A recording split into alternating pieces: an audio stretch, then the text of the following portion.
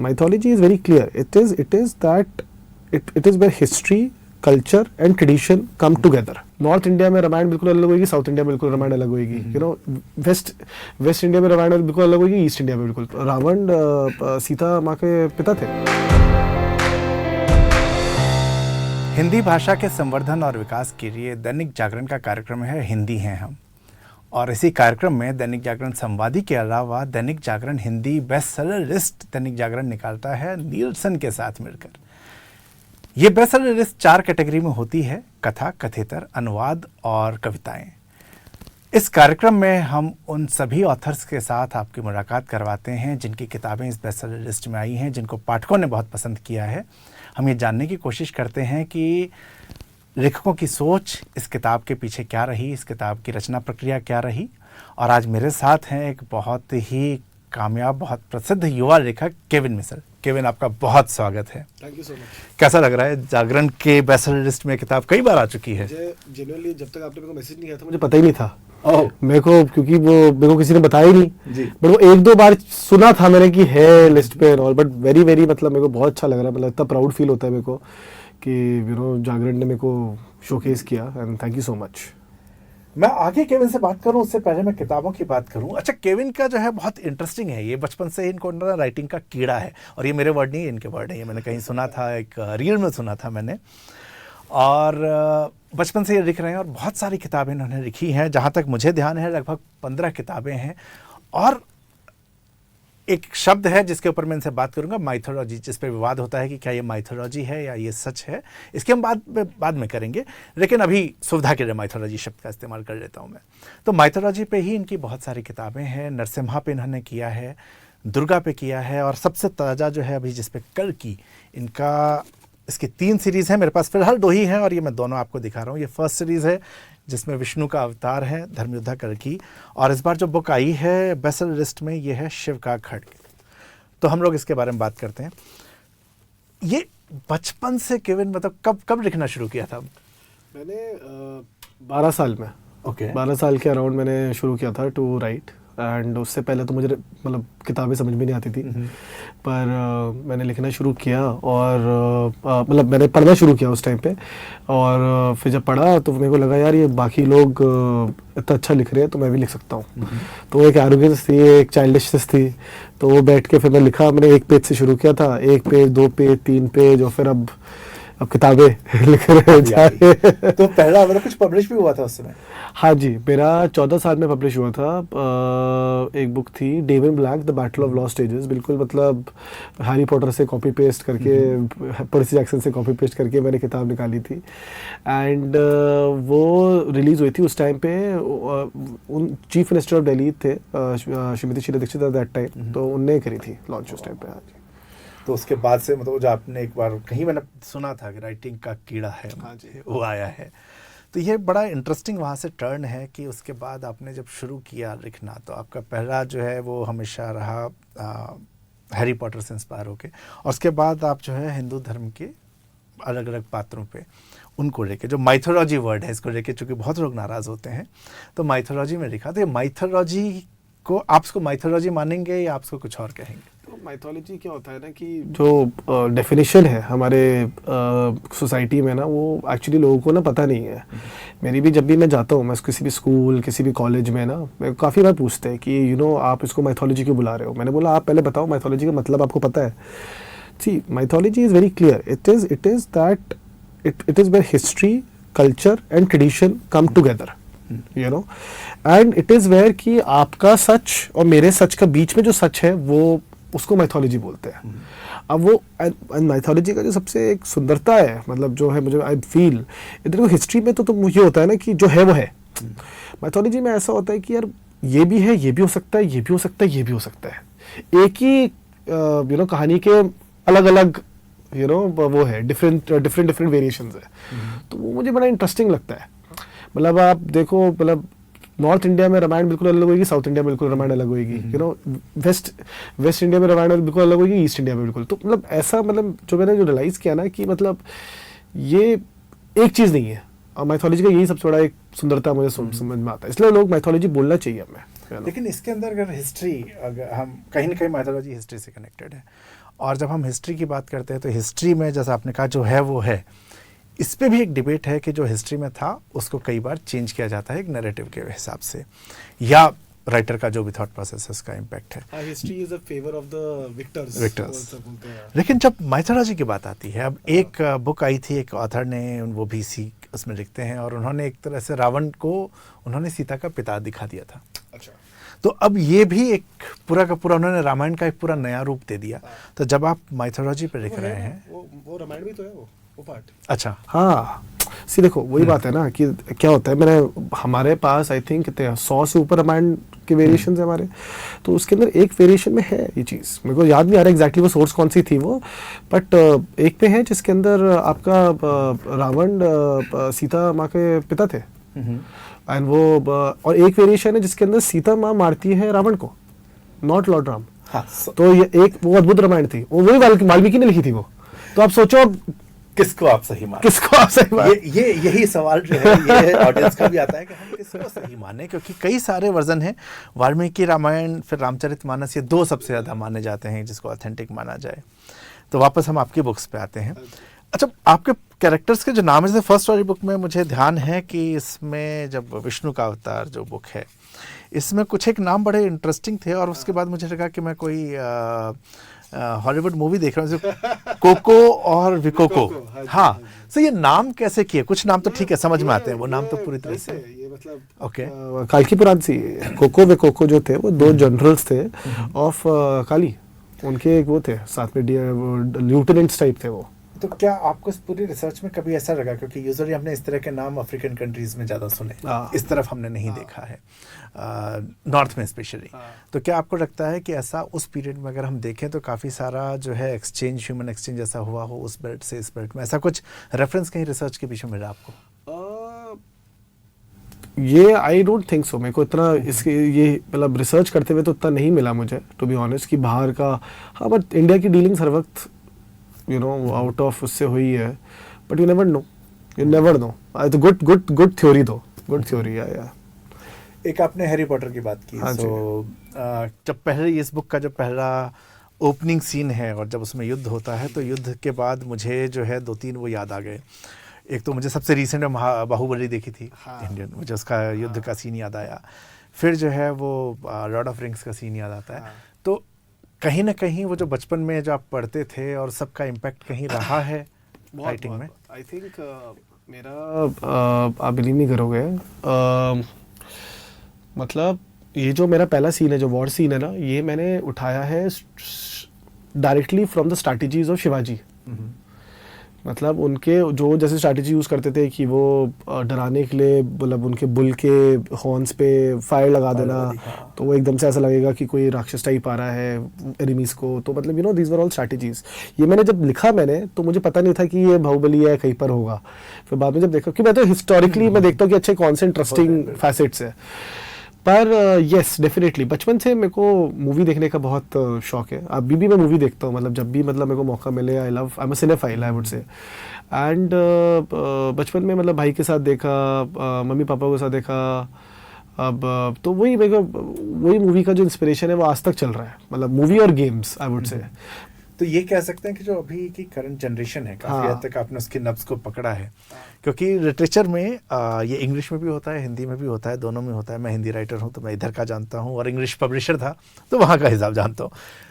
लोग कई बार उसमें बड़ा वो हो जाते हैं कि लिटरेचर को सेपरेट रखो, उसको ऐसा मत बनाओ, जबकि ऑडियंस यूजुअली वो विजुअलाइजेशन को पसंद करती है। जो कि मैं जब इसको पढ़ रहा था तो पढ़ते हुए मैं ऐसा लेटा हुआ था उस टाइम, और फिर मैं एकदम उठ के बैठ गया, मैंने कहा ओके ये सीन इंटरेस्टिंग बन रहा है यार, and I was able to visualise. अच्छा, बैल दौड़ रहे हैं, अच्छा, और मुझे याद नहीं था कि बाहुबली में ऐसा सीन था, लेकिन मैं युद्ध का नॉर्मल रेफरेंस दे रहा था, लेकिन मुझे वो सीन दिखने लगा कि हाँ कैसे वो दौड़ रहे होंगे, कैसी फीलिंग आ रही होगी, और क्या धूल उड़ रही होगी मैदान में। वो विजुअलाइजेशन बहुत ही स्ट्रॉन्ग इसके अंदर था, वो बहुत ही अच्छा है। तो ये रीडर्स के बीच में, यंग रीडर्स का जो टेस्ट है, कभी आपको ध्यान में रहता है लिखते हुए? यू आर ऑल्सो यंग, उसी अभी मेरे ख्याल से कॉलेज से ज़्यादा समय नहीं हुआ होगा। मेरा बड़ा सिंपल फंडा है, मैं लिखता, मैं ये वाली स्पेशली किताबें ना काल की, and I think that's why काल इट डिड गुड आल्सो। मतलब ये मैं लिखता हूँ अपने लिए, ये मैंने अपने लिए लिखी थी कि ऐसी कोई किताब अगर जो मुझे, अगर मैं स्टोर में जाऊँ, मैं पढूँ तो मेरे को इंटरेस्टिंग लगे, वो मैंने पढ़ी थी एंड बाई चांस बाकी लोगों को भी पसंद आ गई। मैंने कभी एक्सपेक्ट नहीं किया था, I will be very honest with you know, मतलब मुझे याद है बीबी कि 6000 कॉपी हमने प्रिंट कराई थी, वो 1 महीने में ख़त्म हो गई थी। एंड फिर अब पता नहीं, अब तो आधा 500,000 कॉपी से ऊपर हो गया अब तो या। अच्छा, युग में नहीं समझ पाया, जब मैं कल्कि है तो कल्कि तो हम ऑटोमेटिकली कल युग से जोड़ते हैं, लेकिन एक मुझे इसमें जिक्र दिखा जहाँ पे कि चक्रव्यूह की बात हुई है, जब ये युद्ध दोनों का वेदांत का युद्ध होने वाला है कबीरे के साथ, उसमें मैं कैरेक्टर का नाम भूल जाता हूँ, अगर मैं गलत बोल रहा हूँ तो आप मुझे करेक्ट कर। हाँ, तो वेदांत का जब युद्ध होने वाला है वहाँ पर जब इनकी स्ट्रेटेजी निकल के आती है, चक्रव्यूह की बात होती है, और वहाँ पर मुझे डायलॉग से समझ में आया कि कबीरे वाले लोगों को समझ नहीं आया कि चक्रव्यूह क्या होता है।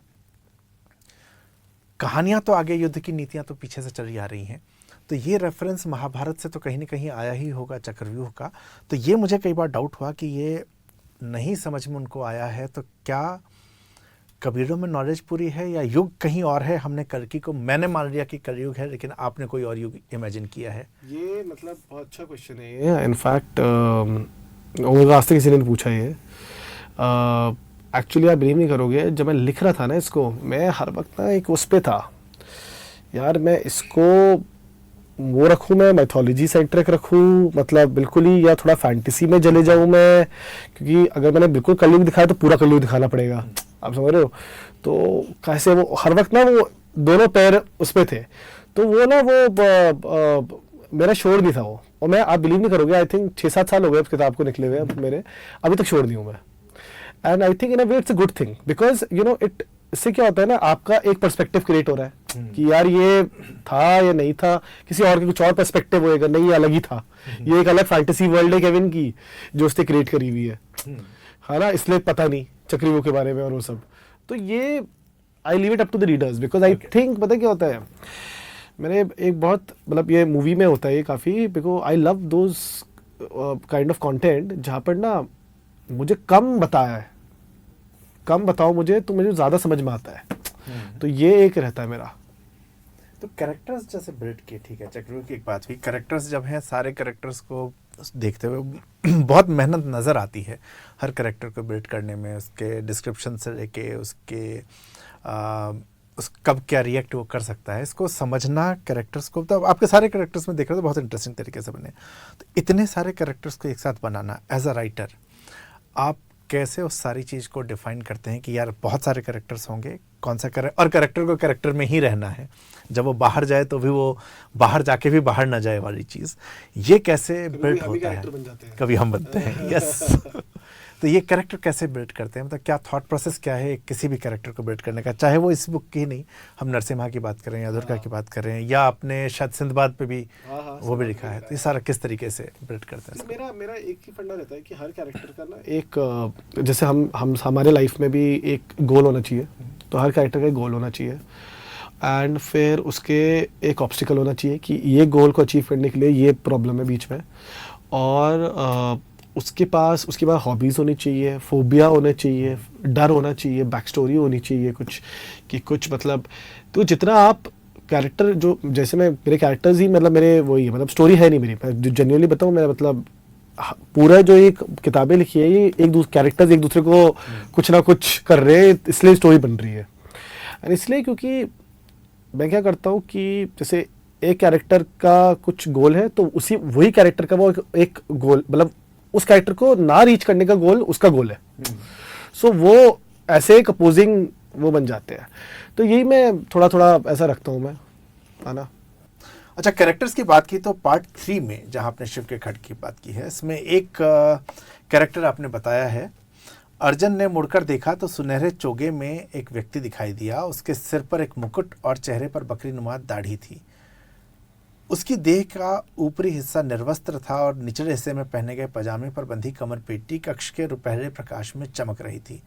अब इस तरह का जो कैरेक्टर है, ये कैरेक्टर हम लोग हिंदू धर्म में नहीं देखते, जो हमने तस्वीरें देखी हैं, मतलब देखा तो किसी भी नहीं है उन कैरेक्टर्स को, लेकिन जो तस्वीरें आज तक बनी हैं उसमें अगर दाढ़ी होती है तो पूरी दाढ़ी है, आपकी दाढ़ी है इस तरह की दाढ़ी वहाँ में नजर आती है, लेकिन ये फ्रेंच बियर्ड हो गई, जो बकरी नुमा दाढ़ी हमारे यहाँ फ्रेंच बियर्ड कहा जाता है। तो ये वेस्टर्न कैरेक्टर जो है कहीं ना कहीं मुझे उसमें नजर आया। तो काफी। इसलिए मैं इस चीज को समझना चाह रहा था कि इस पूरी कहानी में जहाँ बाकी आपके कैरेक्टर जो हैं, जब कल्कि के कपड़े जिस तरह के पहनते हैं या जो है अर्जुन जिस तरीके से है, वो सब कुछ अरे बिलीव नहीं करोगे, आप पहली बुक आई थिंक पढ़ जी। रहे हो ना अभी, आप जी, चल जी। रहा है ना अभी। जी, जी। अभी आप कृपाचार्य से मिलना, ठीक है, इसमें मैंने पहली बुक लिख, अब क्या होता है ना, जैसे बचपना था, अब बचपना समझ लो उसको आप, 21-22 साल में मैंने वो कृपाचार्य कर रहा है, जैसे पायरेट्स नहीं करते, मेट कर रहा है वो how you doing met.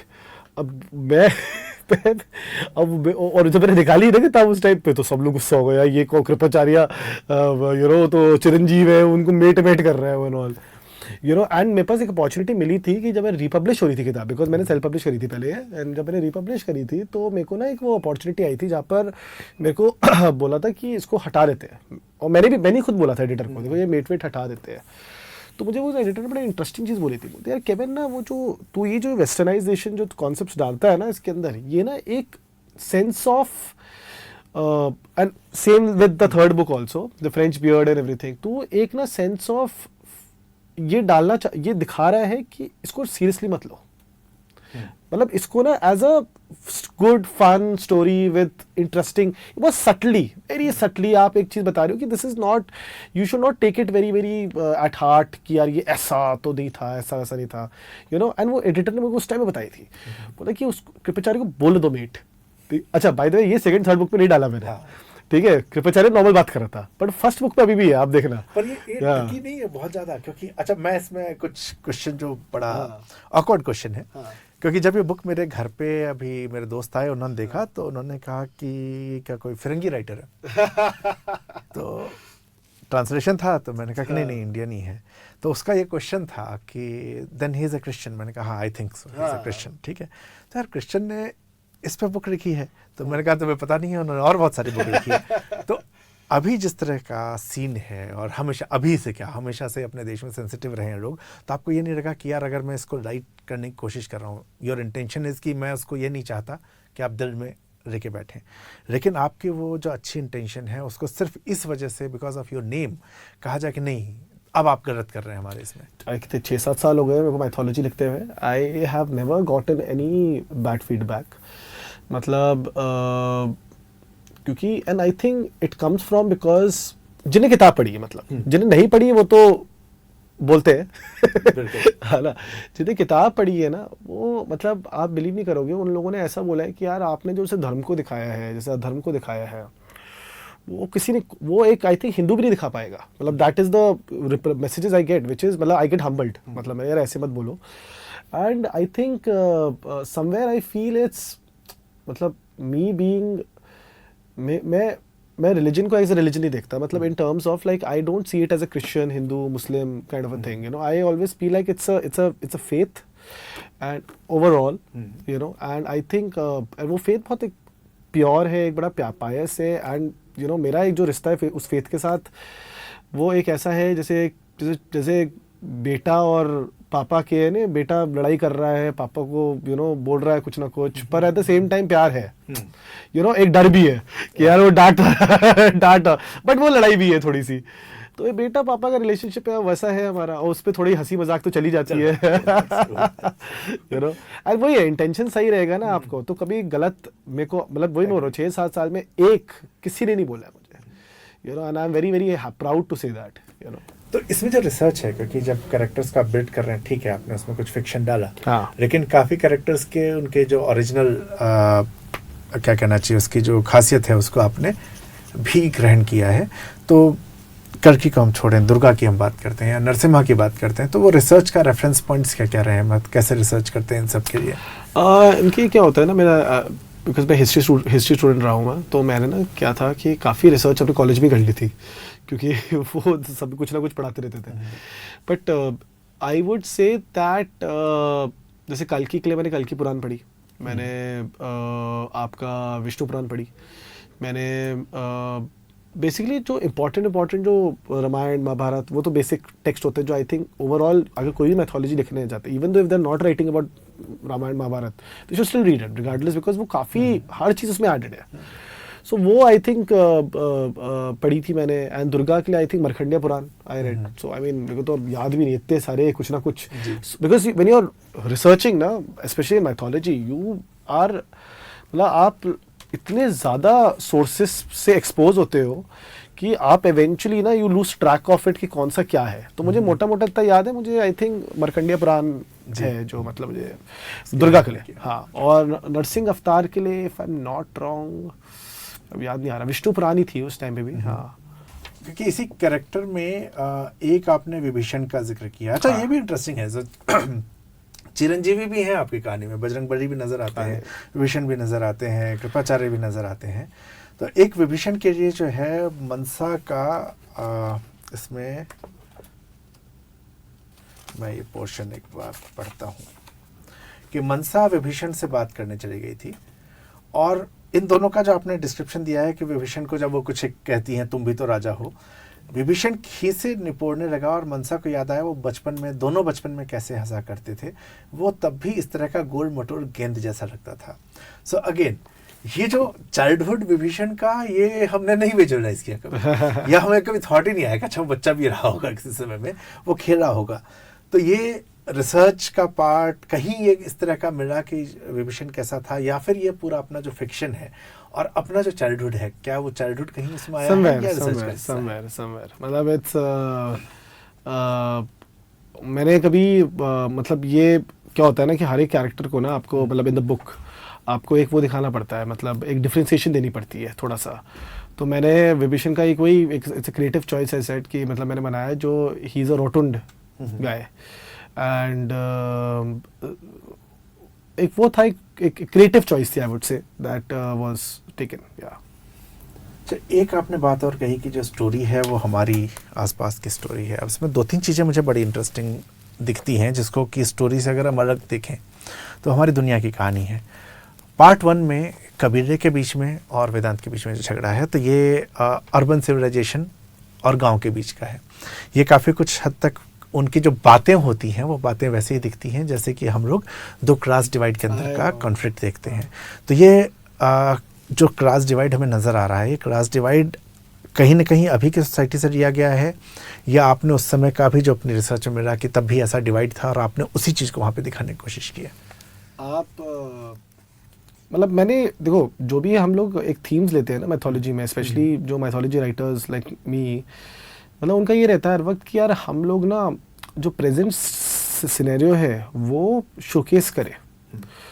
And क्योंकि जो उस टाइम पे हो रहा है और जो अभी हो रहा है, मतलब वो करेंट जनरेशन ना, स्पेशली यंगर जनरेशन, वो रिलेट नहीं कर पाएगा.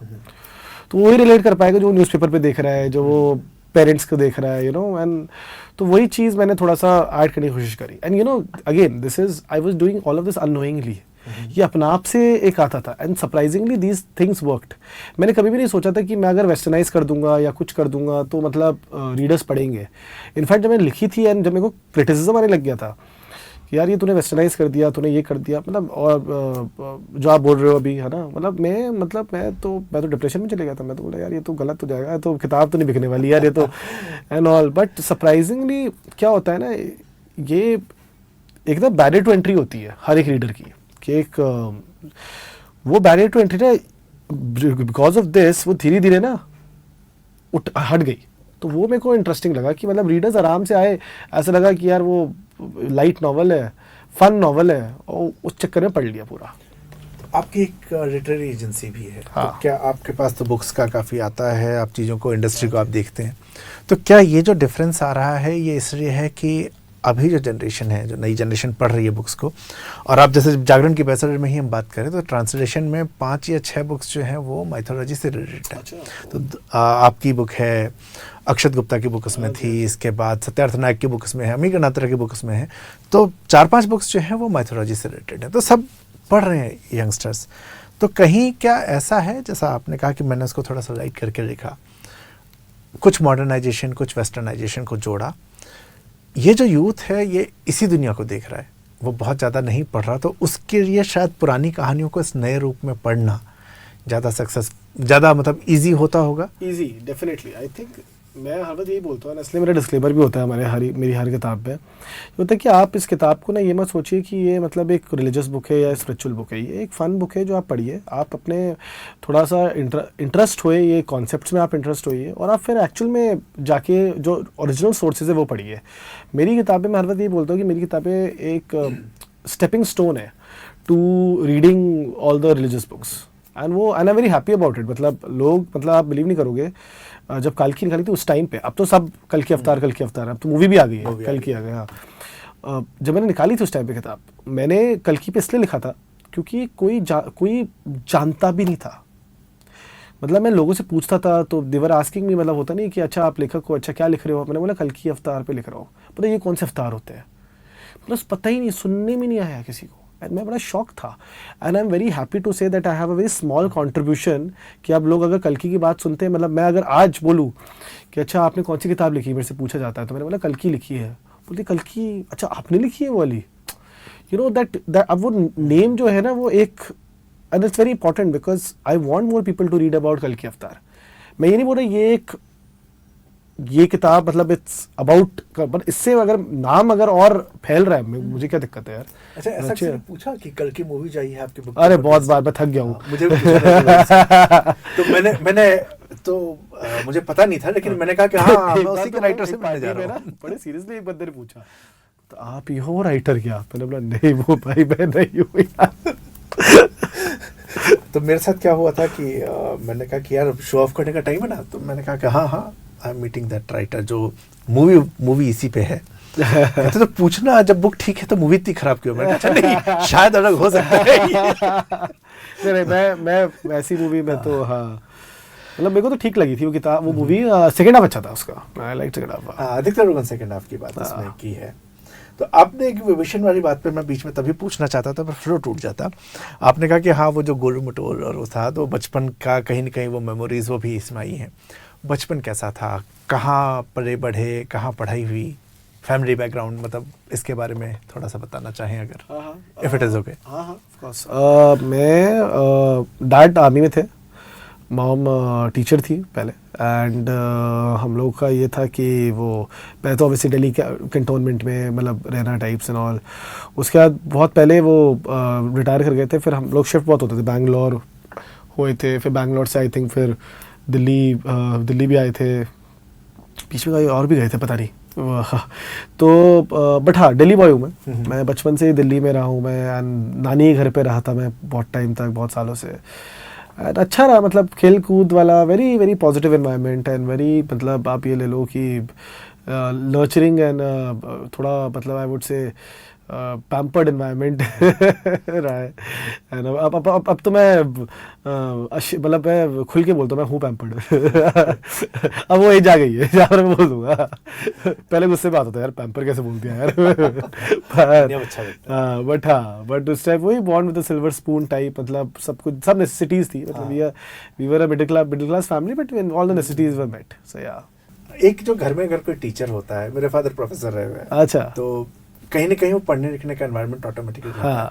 तो वो इम्पैक्ट कहीं रहा कि मम्मी के टीचर होने का, कि पढ़ने के ऊपर, या ये अपने आप ही ये बचा? क्योंकि आपने कहा 12 साल की एज से ही मैंने लिखना शुरू किया था, और कोई लिख रहा है तो पढ़े बिना वो लिखेगा नहीं। I think mom and dad both काफ़ी ये थे कि मतलब कि तू कुछ हॉबी पकड़, बिकॉज दे वर वेरी, मतलब पढ़ाई ठीक है पर एक हॉबी ज़रूरी है, मतलब एक क्रिएटिव, मतलब कुछ बिल्ड करना होता है कैरेक्टर को, तो कि हॉबी बिल्ड करती है कैरेक्टर, जितना मुझे लगता है। पढ़ाई तो you are part of that rat race, you no.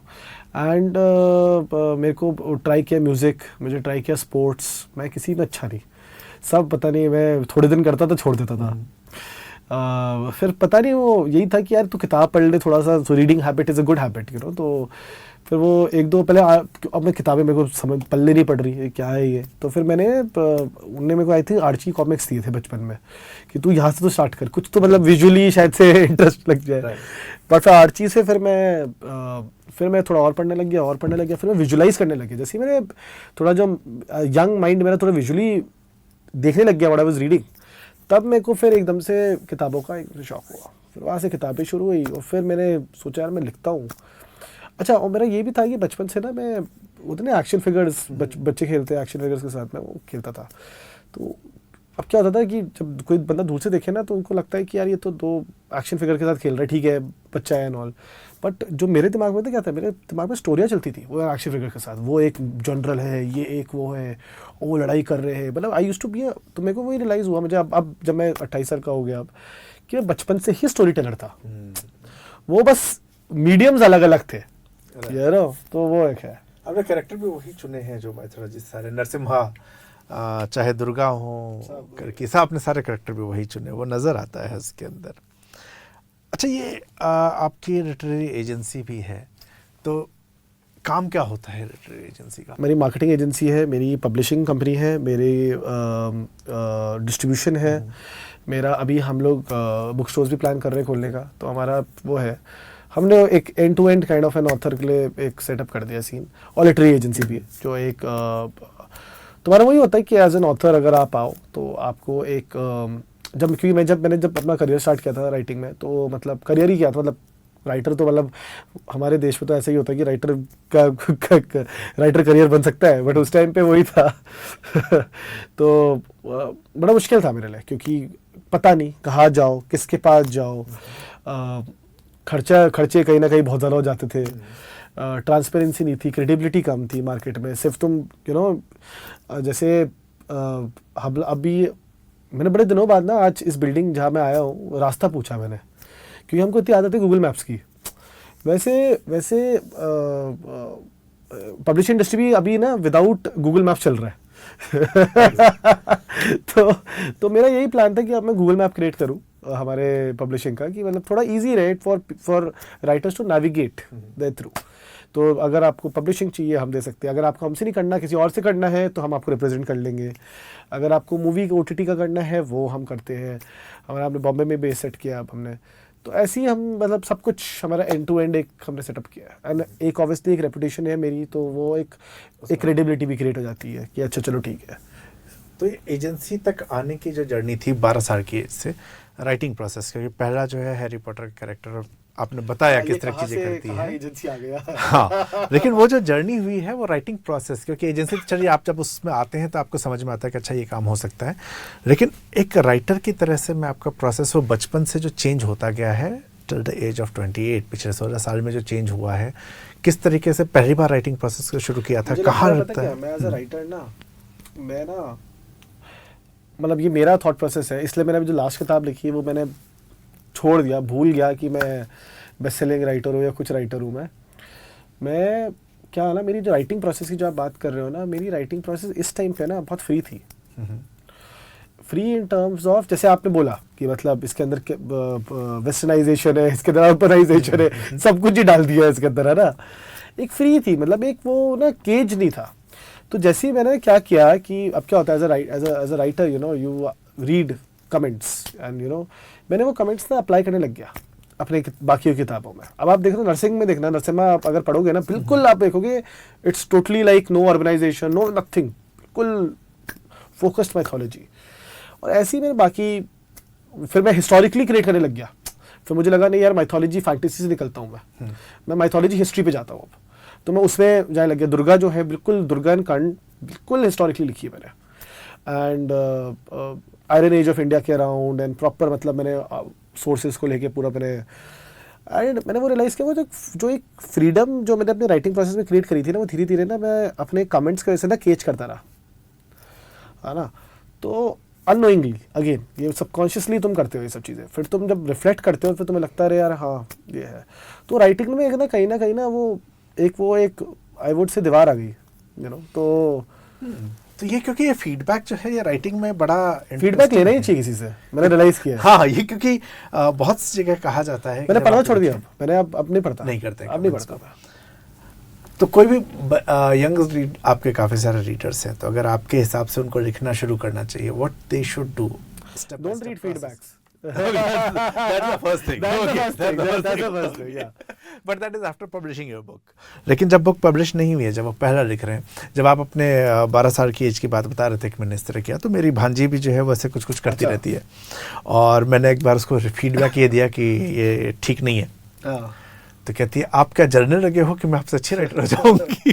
So that is how kids behave. But आजकल मैंने देखा कि बच्चों में ये पढ़ने की लिखने की इच्छा जग रही है. So teenagers at your age, so what you would suggest if someone want to start writing, तो उसका प्रोसेस क्या होना चाहिए, how they should start writing, शुरुआत कोई कैसे करे?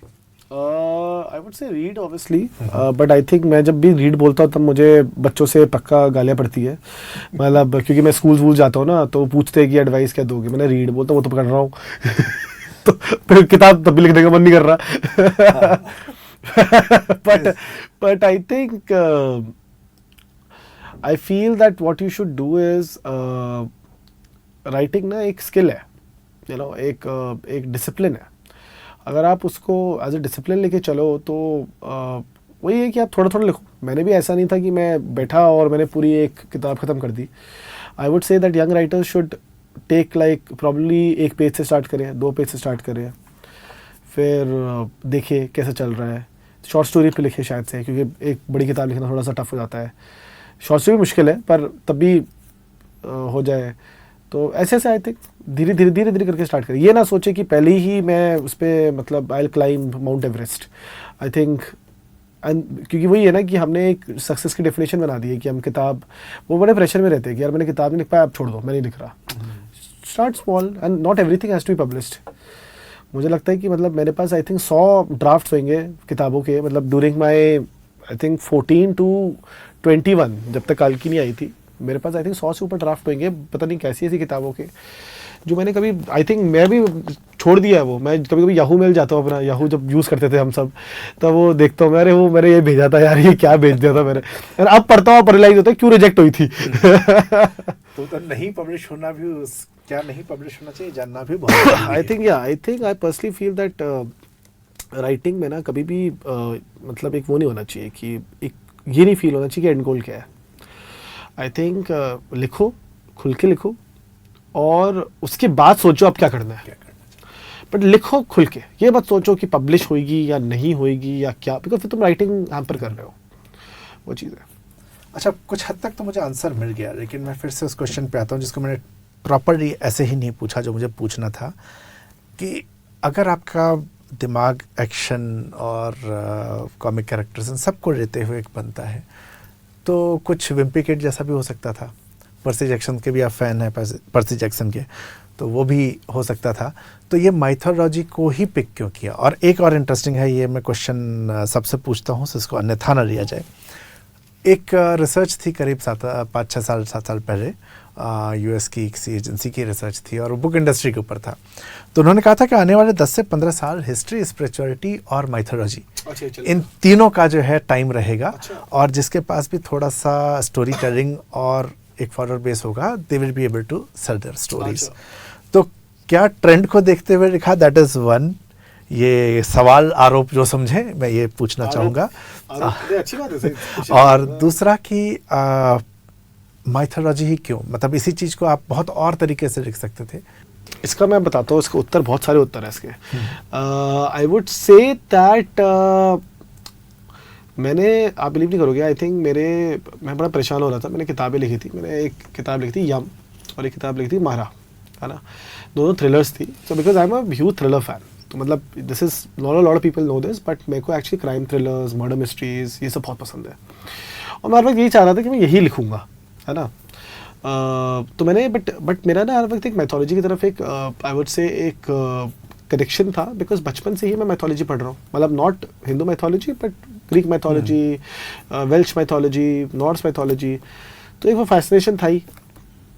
एंड मुझे याद है अभी भी कि मेरे को, मैं रिसर्च कर रहा था यम की किताब के लिए, तो मेरे को बड़ा इंटरेस्टिंग लगा वो जो था ना, कि वो भविष्य पुराण में वो लिखा हुआ है कि वो मतलब भविष्य में गरुड़ पुराण में लिखा हुआ है वो, कि अलग अलग वेज ऑफ डेथ, कि मतलब जैसे अलग अलग पनिशमेंट्स एंड ऑल. उस पर किताब, वो अपरिचित भी जब मूवी आई थी, वो भी वैसी ही कुछ था, जो मुझे पता नहीं था. जो मैंने किताब लिख ली थी तो बाद में पता चला कि अपरिचित का भी ऐसी था. पर वहाँ मेरे को लगा यार कि वो बड़ा इंटरेस्टिंग सा, मतलब that's was my first exposure to mythology, Hindu mythology. बड़ा इंटरेस्टिंग सा है, ये कौन सी दुनिया है ये. फिर मैं और पढ़ने लगा. फिर वो 18 साल का था, मैं 18 से 21 में फिर मैं और थोड़ा करता रहा. फिर 21 साल में फिर परेशान। अब उस टाइम पे भी मैंने थ्रिलर लिख लिया मैंने, अब चल नहीं रही वो भी किताबें, कोई लेना ही नहीं चाहता वो भी बुक्स। तो मुझे याद है बाहुबली आई थी उस टाइम पे, तो डैड थे चेन्नई में, वो वर्क कर रहे थे, तो उन्होंने कॉल किया था मुझे, बोला था यार वो केविन सुन यार वो बाहुबली जैसी को यार स्टोरी लिखी यार तो यार, मतलब मैंने बोला डैड वो मतलब क्या लिखूँ, मतलब मेरे को तो समझ ही नहीं आ रहा है। बोला तू देख ना कुछ लिख। तो मैं उस टाइम पे वही मैथोलॉजी वही सब कुछ, मैंने बोला यार कुछ ऐसे फिगर पे लिखता हूँ मैं जो मेरे को जो किसी ने लिखा है। तो मैंने रिसर्च करी, आनंद नीलकंठन सर ने आई थिंक रावण पे, अमीश जी ने उस टाइम पे शिवा पे और सब पे लिखा था। तो मेरे को लगा यार मैं कुछ इंटरेस्टिंग लिखता हूँ, मतलब कुछ समथिंग। एंड उस टाइम पे फिर मैंने कल्कि का उठाया था। तो ये जो मैं पूरी कहानी इसलिए बता रहा हूँ आपको मैं कि कैसे एक जो माइंडसेट में बैक ऑफ द, मतलब ओवरऑल ऐसा लगेगा कि अच्छा मैंने ट्रेंड को चूज करके किया है, but I think more than trend ना इट वाज कि वो आई थिंक ये मेरा है कि I think I was building, मेरी पूरी entire life was built towards creating this. वो जो तुम छोटा तुम एक रास्ता लेते हो ना, जो तुम्हें पता नहीं लगता कि यार इस रास्ते का क्या पॉइंट है। अब मैंने जो यम लिखी जो पब्लिश भी नहीं हुई आज तक, उससे इंस्पायर होकर मैंने मैथोलॉजी पढ़ी, उससे इंस्पायर होकर अब मैंने फिर ये लिखी। तो आप समझ रहे हो मेरी बात जी। तो वो चीज़ अब मैंने अब बैक ऑफ द माइंड देखो तो हाँ ये है, ये रीज़न है। तो ट्रेंड नहीं बोलूँगा, आई वुड से कि ये था कि एंड लकीली, एंड आप बिलीव नहीं करोगे उस टाइम पे 2017 में जितना मुझे आइडिया याद है, लोग बोल रहे थे माइथोलॉजी जॉनर खत्म हो चुका है उस टाइम पे। एंड मेरे को लगा था कि यार ये तो चलने नहीं वाली किताब टाइप्स, एंड बाई चांस चल गई। तो ये है पूरी कहानी। अब आप बताओ। अब इंटरेस्टिंग। अच्छा, वापस मैं बुक के कंटेंट पे आऊँ, क्योंकि कैरेक्टर से जब आप बात करवाते हैं, बहुत सी चीज़ों में मुझे लग रहा था कि ये रियल लाइफ से बड़ा अच्छा कनेक्ट करती है अभी के और यंग ऑडियंस के हिसाब से। जैसे एक पढ़ने में तो ये लगता है कि हम कोई मैथोलॉजिक चीज़ पढ़ रहे हैं, पर उसको मैं रियल कनेक्शन देखता हूँ। इसमें कल्कि की बातचीत चल रही है एक बोने से जिसको देख रहा है, और वो बोना उसको कहता है कि तुम असली नहीं हो। कहता नहीं प्यारे दोस्त, मैं तुम्हारे मानसिक संपर्क की देन हूँ। मानसिक संपर्क एक अवतार की दिव्य शक्ति थी जिसके बल पर वह अपने पिछड़े रूपों से भेंट करके उनसे कुछ सीख सकता था। बल्कि कल्कि ही हमेशा अतीत में जाता था, आज तक अतीत से उसके पास कोई नहीं आया। तो मैं इसको रियल उसमें देखूँ तो यहाँ रूपों की बात हमने भगवान के की है, लेकिन हम लोगों ने अपने पास्ट को हमेशा देखा है कि हमने क्या किया, क्या नहीं किया, कैसे सीखा। और इसी तरीके से आगे जो है एक जगह और आता है, कल्कि ने उन्हें वामन के बारे में बताया, वे आराम से सुनते रहे और बोले इसकी बात मत सुनो, ये धूर्त है, ये असली नहीं है, ये तुम्हारे मानसिक संवाद की छवि है। तो ये जो डायलॉग्स हैं ये कई बार माइथोलॉजिकल कैरेक्टर का ठीक है कहानी के साथ दिखते हैं, पर मुझे लगता है कि कहीं ना कहीं वो जो मुझे पढ़ते हुए लगा कि आप रोज़ जो ज़िंदगी में फेस करते हैं, कहीं ना कहीं कि हम अपने पास्ट को कैसे देखते हैं, हम उससे क्या सीख रहे हैं, या हमारे दिमाग में जो चल रहा है हम उसको सच मान रहे हैं। तो ऐसा भी कई बार दिमाग में रहता है कि हाँ ये जो आजकल हो रहा है वो चीज़ ऐसी ही उस समय भी चलती होगी, क्योंकि हमारी परसेप्शन तो ये बनती है कि उस टाइम में जो थे वो महान थे, वो क्या खाते होंगे हमें नहीं पता, क्या सोचते होंगे पता नहीं, लेकिन जब ये सोचते हैं तो ये हमारे जैसा सोचते हैं। तो कितना आज की ज़िंदगी आपकी हमारी वो इम्पैक्ट करती है इन कैरेक्टर्स के थॉट प्रोसेस को और इस तरह की बात को, जब अपने पास से सीखते हैं या कंफ्यूज होते हैं अपनी थॉट प्रोसेस में। नहीं आई थिंक जो भी जितना भी मैंने फिगर्स पे लिखा है, जो भी मैंने स्टोरीज यूज़ करी है, वो सब मैंने आई वुड से इंस्पायर्ड फ्रॉम मॉडर्न। मैं कोई भी कभी, and I think somewhere I think वो, क्योंकि मैं ऐसा फेथ, मैं जो आपको समझा रहा था कि फेथ कैसे देखता हूँ मैं, it gives me a very objective opinion on it. मेरे को मैं I treat them as divinely human, you know, divine भी है एंड ह्यूमन भी है, and I treat them like that. And I think वो एक रिलेटिबिलिटी फैक्टर आ जाता है, यू नो, रीडर्स के साथ कि मतलब यार सही है, मतलब अच्छा लग रहा है, मतलब इंटरेस्टिंग ज्ञान मिल रहा है मुझे, मतलब in a way which doesn't look like a preaching, you know. And I think at the end of the day अगर आपका मैसेज कैरी आउट हो रहा है to your readers, and I think you have done your job. I think that's the idea. तो आगे last question, आगे mythology ही लिखनी है या आप इसको अब चेंज करेंगे कभी, मतलब हम एक स्टार वॉर्स भी देख सकते हैं क्या? मेरे को था मैंने एक साइंस फिक्शन लिखना चाह रहा था मोहिनी अवतार को लेके, हाँ ना, हाँ वो इंटरेस्टिंग था वो। पर हाँ, मैं लिखने वाला हूँ। आई थिंक मेरा प्लान है फ्रॉम नेक्स्ट ईयर ऑनवर्ड्स, एक मैं जो मुझे कंप्लीट करनी है, जो मैंने एक्चुअली सीरीज छोड़ दी थी बीच में, वो मैं कल्कि की है। कल्कि का ही कल्कि is part of Dashavatar, 10 avatars का। तो मैं बाकी अवतारों पे लिखने जा रहा हूँ। तो अभी नरसिंह अवतार पे आ गई है, अब कल्कि अवतार पे आ गई है। अब मेरा नेक्स्ट है परशुराम, हनुमान, जो ये बोल रहा था ना वापस जाए, और अभी तक कोई आगे से पहले नहीं आया है। शायद कल्कि वापस आए, देखे, आई डोंट नो। तो ये तो फिर अपने को इंतजार करना पड़ेगा। बहुत बहुत धन्यवाद आने के लिए। और मैं बताऊं आपको कि किताबें मैं पढ़नी जब शुरू की थी तो जैसे आप कोई बहुत बड़ी मूवी देखते हैं, स्टार वॉर्स या लॉर्ड ऑफ रिंग्स, इस तरह का, ये विजुअलाइजेशन होना शुरू हुआ। सो ये राइटर की बहुत बड़ी स्पेशलिटी है कि विजुअलाइजेशन जो है आपका बहुत स्ट्रांग बनता है, आप सीन को पूरा देख सकते हैं।